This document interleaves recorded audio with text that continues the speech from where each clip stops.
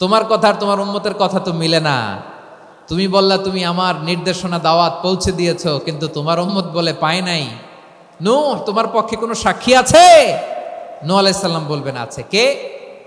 উম্মতে মুহাম্মাদি। তখন আমরা বলবো আল্লাহ, আল্লাহর নবী নূহ আলাইহিস সালাম তিনি আপনি যা যা বলেছেন ঠিক তা তা তার উম্মতের কাছে পৌঁছে দিয়েছে।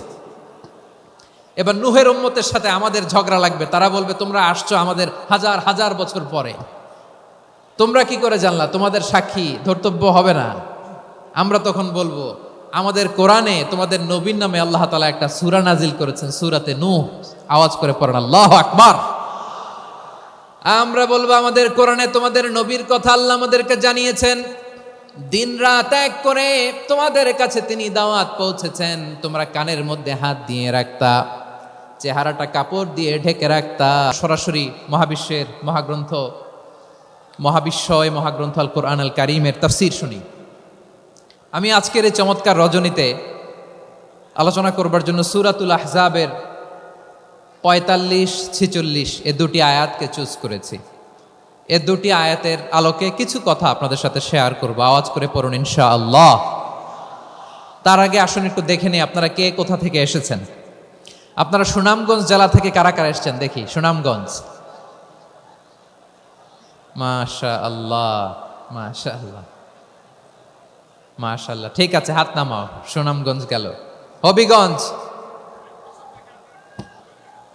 হবিগঞ্জ, ঠিক আছে, হাত নামাও। মৌলভীবাজার দেখি, মৌলভীবাজার, মাশাআল্লাহ, ঠিক আছে। এবার সিলেটের কারা কারা দেখি।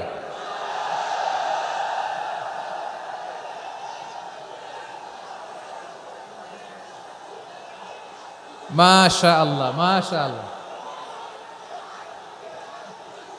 বক্কা বক্কা, ঠিক আছে ঠিক আছে, মাশাআল্লাহ মাশাআল্লাহ, I like it, I love it, মাশাআল্লাহ। সুনামগঞ্জ, হবিগঞ্জ, মৌলভীবাজার, সিলেট। সিলেটের এই 4 জেলার বাইরে থেকে কারা কারা আসছেন দেখি। মাশাআল্লাহ, অন্যান্য অনেক জেলা থেকে আমার বাইরে এসেছে। মাশাআল্লাহ, আল্লাহ সবাইকে কবুল করুক। আজকের এই প্রোগ্রামকে, এই তাফসীরুল কোরআন মাহফিলকে আমাদের নাজাতের ওসিলা বানাক। 3 দিন ব্যাপী দেশের প্রথিতযশা অত্যন্ত বিজ্ঞ প্রাজ্ঞ ওলামারা যে সমস্ত আলোচনা, দিক নির্দেশনা এই মঞ্চ থেকে আমাদের জন্য রেখেছেন, আমরা যেন সেগুলোর উপর আমল করতে পারি। আল্লাহ তৌফিক দান করুক। প্রিয় ভাইয়েরা, বড় গ্যাদারিং, অনেক বড় শোডাউন, জনপ্রিয়তা, এগুলো আমাদের উদ্দেশ্য না। আমাদের উদ্দেশ্য হচ্ছে আল্লাহর সন্তুষ্টি। সিলেট, আওয়াজ করে বলো, আমাদের উদ্দেশ্য কার সন্তুষ্টি? আল্লাহর সন্তুষ্টি। ওইটা যদি পাই যথেষ্ট, আলহামদুলিল্লাহ আলহামদুলিল্লাহ। আসুন আমরা আমাদের নিয়তকে খালেস করে নেই। আমরা যা শুনবো আমলের নিয়তে শুনবো, নিজের জীবনকে পরিবর্তনের জন্য শুনবো, ঠিক কিনা বলেন? ইনশাআল্লাহ। সূরাতুল আহজাবের 45 এবং 46 নম্বর আয়াত আমি তেলাওয়াত করেছি, যেখানে আল্লাহ তাআলা বিশ্বনবীর 5টি বৈশিষ্ট্যের কথা বলেছেন। কয়টি? সবাই বলুন আওয়াজ করে, কয়টি? 5টি বৈশিষ্ট্যের কথা আল্লাহ তাআলা এই আয়াত দুটিতে উল্লেখ করেছেন। বিশ্বনবী সাল্লাল্লাহু আলাইহি ইসলামের জীবনী, ওনার বায়োগ্রাফি নিয়ে কথা বলাটা দুষ্কর, কারণ এটার কোনো শেষ নাই, কুল নাই, কিনারা নাই, বিয়ন্ডলেস, বাউন্ডলেস, বটমলেস। সুবহানাল্লাহ বলেন। কারণ তিনি তো এমন নবী যিনি হ্যাঁ বললে এটা শরীয়তে হালাল হয়ে যায়।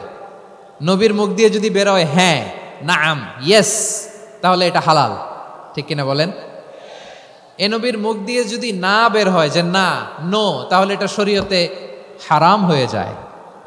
কেমন নবী আমরা পেয়েছি, যিনি হ্যাঁ বললে হালাল, না বললে হারাম, যিনি সাব্বাবা, এই আঙ্গুলি উপরের দিকে উঁচু করলে চাঁদ ভেঙে 2 টুকরা হয়ে যায়, যে নবী জমিন থেকে পা উঁচু করলে আল্লাহর আরশে মেরাজে চলে যায়, এমন নবীর উম্মত আমরা হয়েছি। যে নবীকে বাদ দিলে কোরআন বোঝা যায় না, কারণ এ নবীর উপরই কোরআন নাজিল করেছে কে? এ নবীকে বাদ দিলে হাদিস বোঝা যায় না, কারণ হাদিস তো এ নবীর মুখনিসৃত পবিত্র বাণী। সুবহানাল্লাহ পড়েন। এ নবীকে বাদ দিলে জান্নাত চিনা যায় না, কারণ জান্নাত তিনি চাক্ষুষ দেখে এসে আমাদেরকে মেরাজ শেষে বর্ণনা করে শুনিয়েছেন। এ নবীকে বাদ দিলে জাহান্নাম চেনা যায় না, এ নবীকে বাদ দিলে আমার রবকে চেনা যায় না। ঠিক কিনা বলেন? তো বিশ্বনবীর 5টি বৈশিষ্ট্যের কথা আল্লাহ তাআলা এ সূরাতে উল্লেখ করেছেন। আল্লাহ রাসূল সাল্লাল্লাহু আলাইহি ওয়াসাল্লাম যখন মক্কাতে দাওয়াত দিচ্ছিলেন, মক্কার কুরাইশরা নানাভাবে বিষ্ণু ঈসা ইসলামকে কষ্ট দিচ্ছিল, নানাভাবে ট্যাগিং করছিল, মিথ্যা অপবাদ দিচ্ছিল। কখনো কখনো তারা বিশ্বনবীকে বলছিল মিথ্যাবাদী, কাযযাব। কখনো বলছিল যে তুমি হচ্ছে জাদুকর, সাহের। কখনো বলেছে শায়ের, মুহাম্মদ তুমি কবি। কখনো বলেছে কাহেন, মুহাম্মদ তুমি গণক। এবং কখনো বলেছে মুহাম্মদ তুমি হচ্ছে মাজনুন, মানে পাগল। আওয়াজ করে সবাই পড়ুন নাউযু বিল্লাহি মিন যালিক। তাহলে বিশ্বনবীকে মৌলিকভাবে এই 5টি অপবাদ দিয়েছে। আমার কলেজা টুকরা সিলেটের ভাইরা, বিশ্বনবীর ব্যাপারে মিথ্যা অপবাদ মৌলিকভাবে দিয়েছে কয়টি? 5টি। বলেছে তুমি মিথ্যাবাদী, বলেছে তুমি গণক, তুমি কবি, তুমি পাগল, তুমি জাদুকর। বিশ্বনবীকে যে এই 5টি অপবাদ দেয়া হলো, আল্লাহ তাআলা এটা সহ্য করেননি। এই 5টি অপবাদের বিপরীতে আল্লাহ তাআলা বিশ্বনবীর 5টি চমৎকার বৈশিষ্ট্য উল্লেখ করে সূরাতুল আহজাবের 2টি আয়াত নাজিল করেছেন। আওয়াজ করে পড়েন আল্লাহু আকবার। 5টি চমৎকার বৈশিষ্ট্য সূরাতুল আহজাবের ভেতরে রব্বুল আলামিন উল্লেখ করে আমাদেরকে জানিয়ে দিচ্ছেন, ইয়া আইয়ুহান নাবিয়্যু আরসালনাকা শাহিদান ওয়া মুবাশশিরান ওয়া নাযীরা ওয়া দাঈয়ান ইলাল্লাহি বিইذনিহি ওয়া সিরাজাম মুনীরা। পড়েন আল্লাহু আকবার।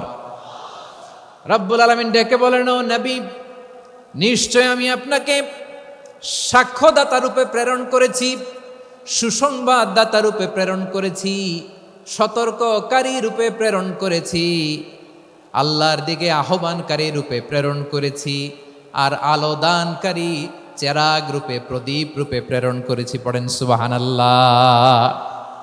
5টা বৈশিষ্ট্য। 1 নম্বরে আল্লাহ তাআলা বললেন, হে নবী, নিশ্চয় আমি আপনাকে সাক্ষ্যদাতা হিসেবে প্রেরণ করেছি। সাক্ষ্যদাতা, বিষ্ণু ঈসা ইসলাম সাক্ষ্য দিবেন, এজন্য শাহিদ।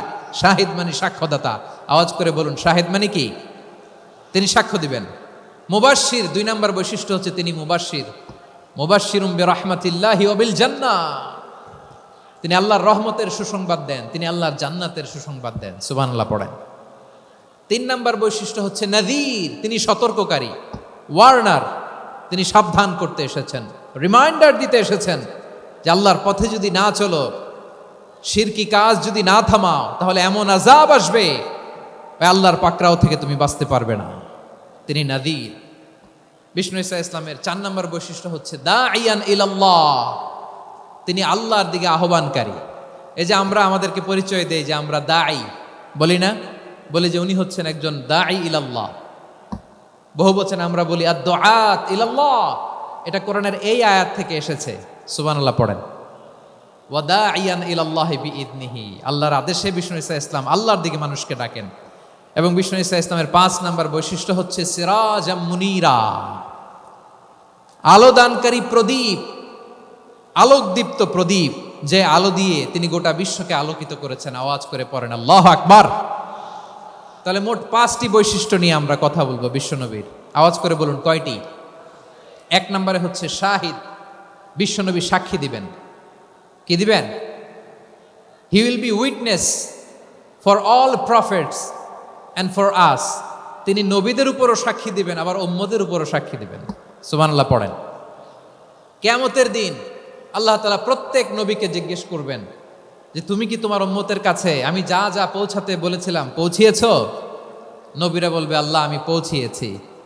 নবীদের কথা ঠিক কিনা, সত্য কিনা, এর সপক্ষে তখন বিশ্বনবী সাক্ষী দিবেন। সুবহানাল্লাহ পড়েন।